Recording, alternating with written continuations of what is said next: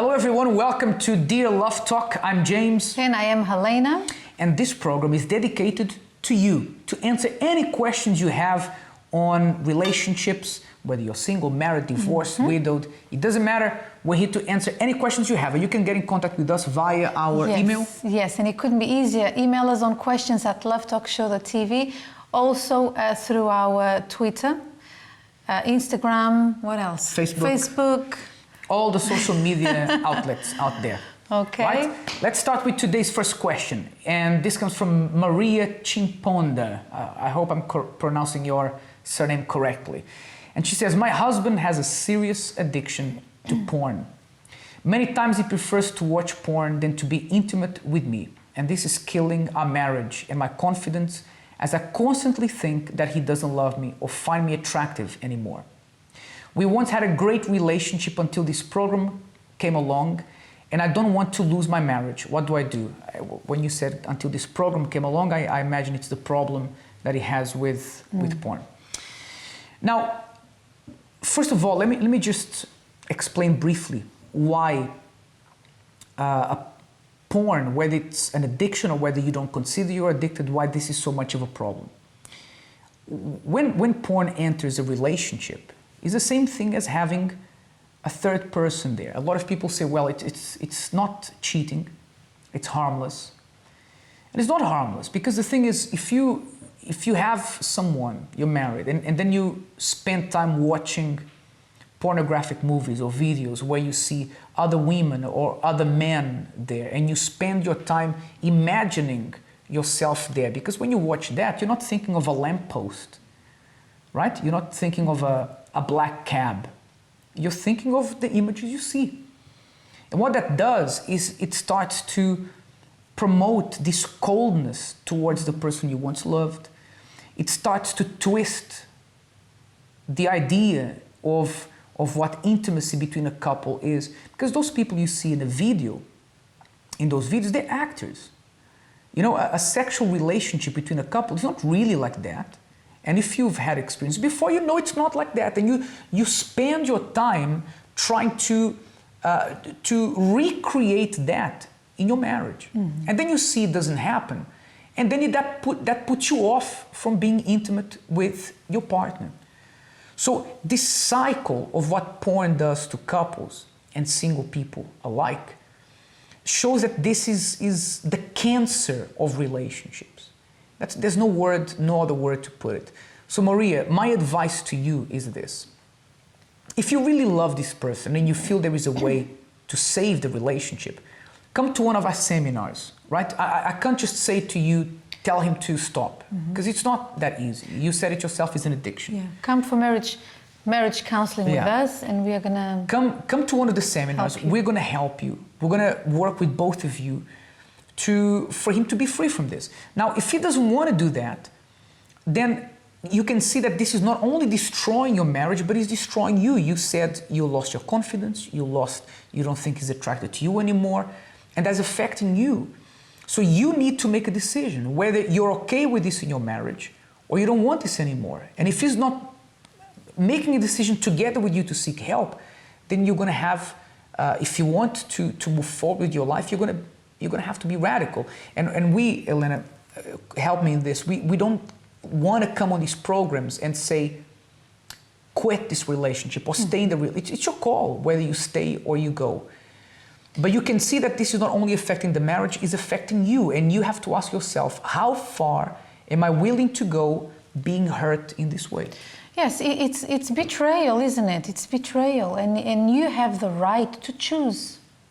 You have the right to choose and to come and see us, which I hope you do, to give it another try. And then if nothing changes, you have the right to call it a day and be happy.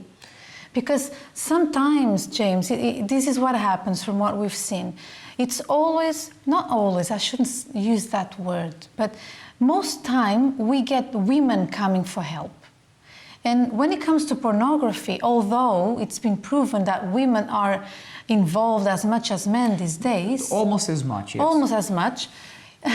It's like, you know, you have to put up with that as if it was just a video game addiction. No, it's not.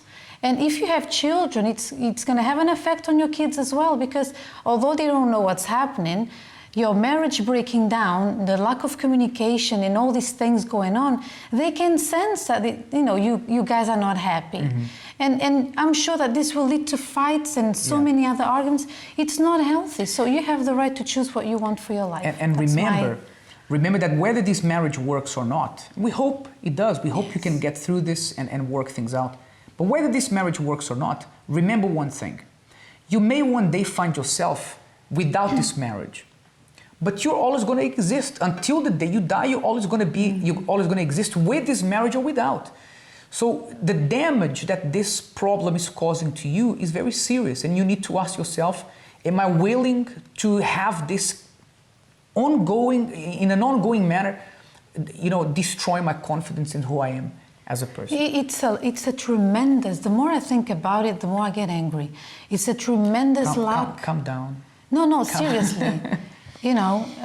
I understand, but it's a tremendous lack of respect, because imagine you are married, you get home, you have your dinner cooked, your clothes are washed, you are looked after, and then you don't want to give, you don't want to show love to your wife, and then you just want to do your own thing. It's not fair. So come and see us, and we will see we'll see how we can help you. Absolutely. Definitely. Hopefully we can help. Now the next question is for you. Yes. And I think this name, it's not really a name. It may be like a nickname or something. No problem. I don't think that will be someone's name. It's from Princess Stardust. You would be surprised, You never know. Princess Stardust, hello. Thank you for joining the program. Hi guys, no matter what I do, nobody wants me, and I am still single. I see many couples who look happy together, and no matter what I do, I am ignored by the opposite sex. I try to get their attention, change the way that I look, and for some reason I am the only one of the few friends that I have that remain single. Nobody cares about me or what I have to offer, and I have given up. Now, Princess, I think you are being too harsh on yourself. Maybe I can see some of the facts through your email that you're single, but you not being good enough, you not being attractive enough. I think this is all coming from you, from inside of you. And this is poison inside of you. It's like you are brewing poison inside of you. How? It's like this. The more you think about the fact that you are single, everyone else seems happier than you. And maybe those who are in a relationship are not as happy as you think they are. So, and it's not about that anyway. What I want to say to you is this. You have to change your little windows to the soul. What do I mean? You need to change what's happening inside of you. Try to take out the anger that you have. Why this, why that? I am sure that you are a lovely person. I have no doubts. Everyone is beautiful in their very special way, isn't it? Everyone is different. Everyone is special. No one is the same. No one was made the same. Even twins are not the same. And Len, but you've been too negative towards yourself. It looks to me also, if I can say, that you are probably trying a little bit too hard, because you said, I've done everything to get the attention of the opposite sex. Maybe you're trying a little too hard. Sometimes when we try all these things all the time and it's the only thing on our mind, the more we do that, the less it happens. And people can sense that. People can sense. Don't you agree with me? People Absolutely. can sense that you are, like you're talking to the opposite sex and your eyes show, okay, ask me out, please. What are you waiting for? Kind of things. Which may not be the case with you, Princess Stardust. That sounds like a name from Star Wars, by the way, right? We may not be the case with you, but have a look and see how perhaps you've been approaching this, because there is a chance that you may be trying a little too hard, and sometimes you just have to crack on with life, enjoy life, move forward, and because you enjoy life so much, it will happen naturally. It attracts someone to you. Say, wow, that person has such a joyful life. I want some of that. Exactly. I love what you just said. Look, when you change what's happening inside of you, and you start looking at people with love. What do I mean? Not with, and please don't get me wrong, I'm not saying that you are envious, but if you don't take care now, it's going to turn into envy. And everyone you see together, it's going to be hard for you to be around people who are happy. So change the way you see yourself, the way you see things. Go about your business, like my husband said, in a light, positive way, and you will attract someone when you least expect. That's what happened to us. That's right. Let's go to the next question, the final one. We've only got a few minutes left, and it's from Samuel, and he says, "Hi James, I'm 27 years old, and I've taken part of a few of your seminars on Saturdays and singles events.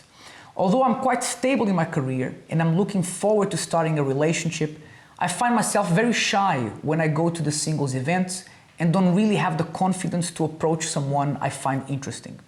How do I overcome this shyness?"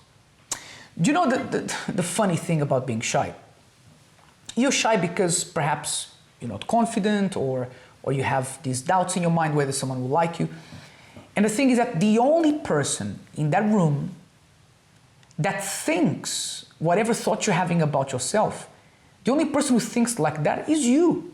Because I guarantee you that everybody who's there in that room, whether it's singles night, whether whatever social event you go to, no one is thinking that you're not good enough or that this or that. Everyone is looking at you as perhaps an interesting person because they don't know you, right? So they're looking at you, perhaps this person is interesting, maybe they have a lot going for them, they don't know. At the moment, you are like this here behind us. Let me see if I can point my finger there. You are you are a question mark, right? Until the moment that you go up to them and say, "Hi, my name is Samuel, how's everything?" Until that moment, you're just a question mark. Nobody knows who you are. So I think the best way to overcome shyness is to don't listen to those negative thoughts, those doubts you have in your mind, because no one knows what's going through your head. For all they know, you're the most confident guy they've ever met. Exactly. So just go, say hello, and let things take their course. And something else that helps is, have a sense of humor. Crack a joke. Go up to the person when we have the events. Crack a joke. Say, "Hi, you look nice." Say something. I don't know. Be yourself. Okay. Chances are that no one sees that you are not so confident about yourself. So. Actually, not chances are. I can guarantee you that no one knows what's going on in your head. No one can read your mind, right? This thing of mind reading doesn't work. Yeah. So it's all about how you see yourself. Exactly. It's like our previous question. This is the image you have about yourself. That this is not the image people have of you. So there are techniques. Relax. Have a laugh, and then approach the person. And what can happen? When you're confident, even those people who are short but they're confident, it's like they become taller. Yes, it makes up for the lack of anything. When you are confident, it makes up for the lack of anything. See, I'm not that tall, but when You're Elena, be fine. when Elena looked at me, something happened, and I grabbed her eye. Yes, he's very confident. He's very confident. Okay, enough of that. Let's move on. Let's finish the program. You were the one who brought that up. Anyway, I'm sure you're going to be fine. It's been a pleasure to be with you, and remember that we do try to get through all the questions that come through. If we do take a little bit of time, be patient. We try to get through them as much as we can. If we can't answer them on the program, we do reply via email or Facebook. But do get in contact with us. And if there is anything urgent, you can always call our helpline on 020-7686-6000 and book an appointment with us. We will be more than happy to sit down with you. Absolutely. Free of charge. Until next time, have a wonderful time. Bye-bye. Bye.